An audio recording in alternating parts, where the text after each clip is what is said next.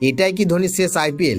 Match শেষে বড় বার্তা সিএসকের অধিনায়কের। বন্ধুরা, আপনারা যদি দেখতে চান তাহলে ভিডিওটি শেষ অবধি দেখতে হবে, চ্যানেলটিকে সাবস্ক্রাইব করে একটা লাইক দিতে হবে এবং নোটিফিকেশন বেল আইকন দাবাতে হবে। আইপিএল 2026-এ মহেন্দ্র সিং ধোনিকে একটিও ম্যাচ খেলতে দেখা যায়নি, আর সেটা এখন সবচেয়ে বড় আলোচনার বিষয়। ধোনি কি তবে আর কোনোদিনও আইপিএল খেলবেন না? এই লাখ টাকার প্রশ্নের উত্তর জানার অপেক্ষায় গোটা ক্রিকেটের বিশ্ব। এবার সেই নিয়ে বড় ইঙ্গিত দিলেন চেন্নাই সুপার কিংসের অধিনায়ক ঋতুরাজ গায়কোয়াড়। গুজরাট টাইটান্সের বিরুদ্ধে 89 রানে বড় হারের পর এবারের আইপিএল থেকে ছিটকে যায় সিএসকে। ম্যাচ শেষে ধোনির ভবিষ্যৎ নিয়ে প্রশ্ন করা হলে গায়কোয়াড় বলেন, আগামী বছরে সবাই এই উত্তর জানতে পারবেন। তিনি আরও জানান, পুরো মরশুম জুড়ে দল ধোনির অভাব ভীষণভাবে অনুভব করেছে। শুধু মাঠেই তার উপস্থিতির ম্যাচের মোড় ঘুরিয়ে দিতে পারত। ধোনির অনুপস্থিতিতে সিএসকের ব্যাটিং ও নেতৃত্ব দুটোই দুর্বল হয়ে পড়েছিল, ফলে প্লে অফে ওঠার স্বপ্ন শেষ হয়ে যায়।